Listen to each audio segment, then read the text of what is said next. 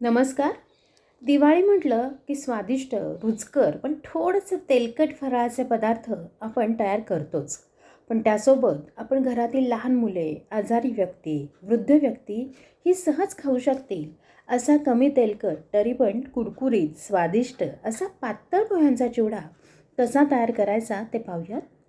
पातळ पोह्यांचा चिवडा अगदी वर्षभरही मध्ये-अधे खाण्यासाठी आपण करतो.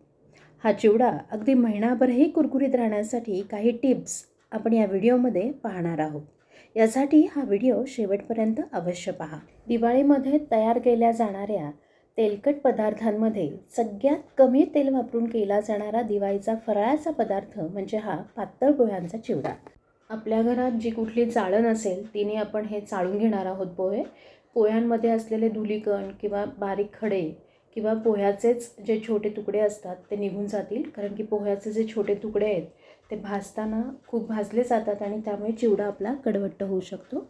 तर अशा रीतीने हे आपण पोहे छान चाळून घेतलेले आहेत. 1 किलो पोहे साधारण आपण घेतलेले आहेत. तर पुढची कृती पाहण्यापूर्वी मी आपल्या सर्वांचे आपल्या आरोग्य रुची किचन कट्ट्यावर स्वागत करते. तर आता इथे आपण ते पोहे चाळून घेतलेले आहेत व्यवस्थित. आपण पाहिले असतील ते एकदम पातळ असे पोहे आहेत. आपण जर नवशिके असाल तर हे पोहे आपण नीट पहा आणि बाजारात अगदी सहज हे पातळ पोहे आपल्याला मिळतात.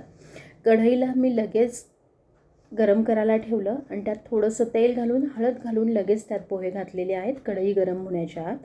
आणि यामध्ये आता आपण मीठ घालून घेतलेलं आहे. सगळे पोहे आपण एकत्र नाही घेतलेले, एकदम थोडे थोडे पोहे घेतो आहे. मी 2-2 प्लेट पोहे पहिल्यांदा भाजून घेणार आहे. तर आपण इथं तेलामध्ये हळद घातली, अगदी थोडंसं तेल घेतलं, हळद घातली आहे. त्यामुळे काय होणार आहे, पोह्यांना आपल्या हळदीचा रंग लागणार आहे आणि मीठ घातल्यामुळे पोहे आपले जास्त आकसले जाणार नाही आहेत भाजत असताना. आणि थोडे थोडे पोहे घेऊन आपण भाजल्यामुळे आपले पोहे व्यवस्थित कुरकुरीत असे भाजले जाणार आहेत. आणि अत्यंत हलक्या हाताने आपल्याला हे भाजून घ्यायचे. आपण असे उलाटण्यानेही भाजू शकता किंवा आपण अशा रीतीने हातानेही पोहे छान व्यवस्थित भाजवून घेऊ शकतो. पोहे भाजतानाच आपण त्यात हळद घातली आहे, त्यामुळे जेव्हा आपण पोह्यांवरती फोडणी ओतणार आहोत तेलाची, तेव्हा तेल त्याला लागल्यावरती संपूर्ण सगळ्या पोह्यांना हळदीचा रंग व्यवस्थित लागेल आणि हळदीची चवही त्याला छान येईल. त्यामुळे आपण इथे आत्ता हळद घालतो आहे. आत्ता जरी ते खूप पिवळसर दिसत नसतील तरी पण जेव्हा आपण फोडणी घालू तेव्हा ते छान पिवळसर दिसतात. आजची रेसिपी आवडल्यास आपल्या चॅनलला सबस्क्राईब करा आणि बेल आयकॉनला क्लिक करा, म्हणजे नवीन येणाऱ्या रेसिपींचे व्हिडिओचे नोटिफिकेशन सगळ्यात आधी आपल्याला मिळेल. तर अशा रीतीने शेवटची बॅच जी आपण पोह्यांची भाजली तीही काढून घेतलेली आहे परातीत. आपण पाहू शकता अत्यंत कुरकुरीत असे आपले हे पोहे भाजून तयार झाले आहेत. ते बाजूला ठेवूयात. आणि आता इथे मी पॅन घेतलेला आहे आणि पॅनमध्ये मी साधारणतः 1 मोठा बाऊल तेल घेणार आहे. म्हणजे आपण पूर्णपणे ही रेसिपी बनवण्यासाठी 1 मोठा बाऊल तेल वापरणार आहोत. तर इथे मी तेल घेतलेलं आहे आणि त्यामध्ये शेंगदाणे घातलेले आहेत.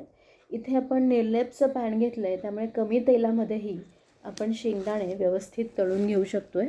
आपण पाहू शकता शेंगदाणे मी इथे मोठा बाऊल शेंगदाणे घेतले. आपण साधारणपणे 1 किलो पोह्यांचा चिवडा बनवतो आहे, तर शेंगदाणे चिवड्यामध्ये छान लागतात म्हणून मी 1.5 बाऊल साधारणतः इथे शेंगदाणे घेणार आहे.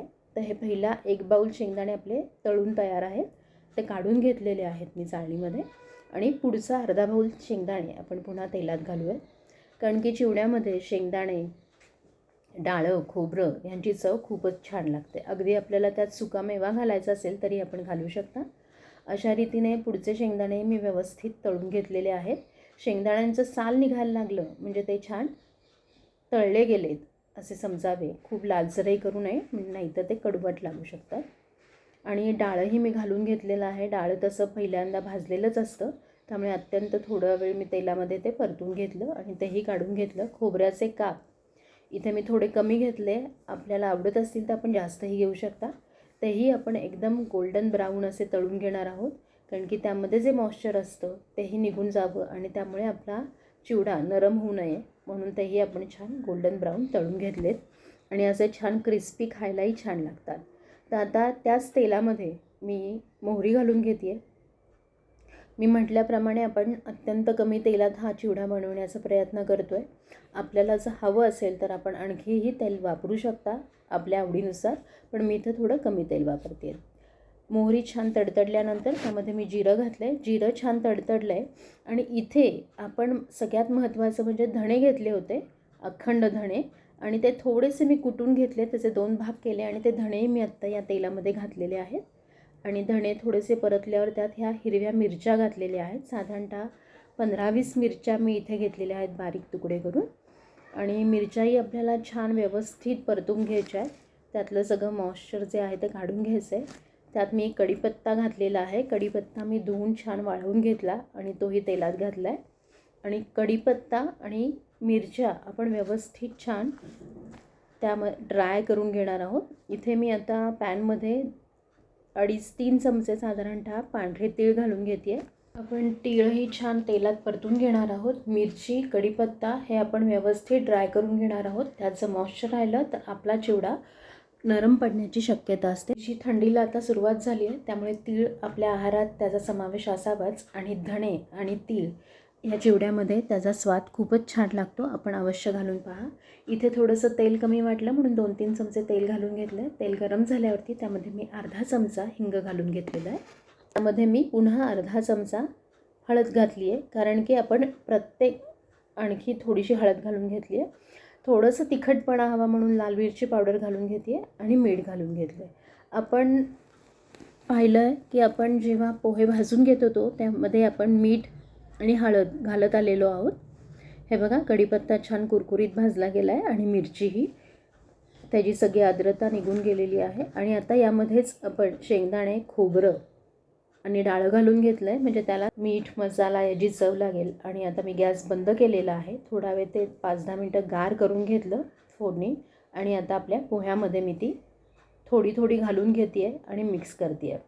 तर अशा रीतीनं ही सगळी फोडणी आता मी घालून घेतली आहे. आजची जर रेसिपी आवडली तर लाईक करा, सबस्क्राईब करा आणि शेअर करा. त्याच पॅनमध्ये पुन्हा मी उरलेले पोहे घातलेत आणि मध्ये जे तेल होतं ते पुसून घेतलेलं आहे. आणि हलक्या हाताने आपण आता हे मिक्स करून घेऊयात. हे बघा, यामध्ये मी आता ही पिठी साखर घालते आहे. ही छोटी वाटी, साधारणतः 2 वाट्या मी पिठी साखर इथे वापरलेली आहे. आणि मीठही आपण आपल्या आवडीनुसार घालू शकता. अशा रीतीने हा आपला कुरकुरीत, खमंग आणि स्वादिष्ट असा हा चिवडा तयार आहे. हलक्या हातानं आपण चिवडा मिक्स केल्यानंतर त्याला छान रंग आलेला आहे, आपण पाहू शकता. त्यामध्ये आपण आधीच हळद घातली होती, त्यामुळेही चिवड्याला खूप छान रंग आलेला आहे.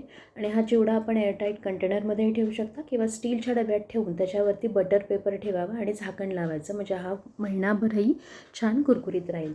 तर असा हा चिवडा आपण नक्की बनवून पहा आणि आपली प्रतिक्रिया मला कमेंटमध्ये नक्की कळवा. तर पुन्हा भेटूया अशाच एका छानशा रेसिपीसह. तोवर आनंदी राहा, आरोग्यदायी आणि रुचकर खा आणि पाहत रहा आरोग्य रुची किचन कट्टा. धन्यवाद.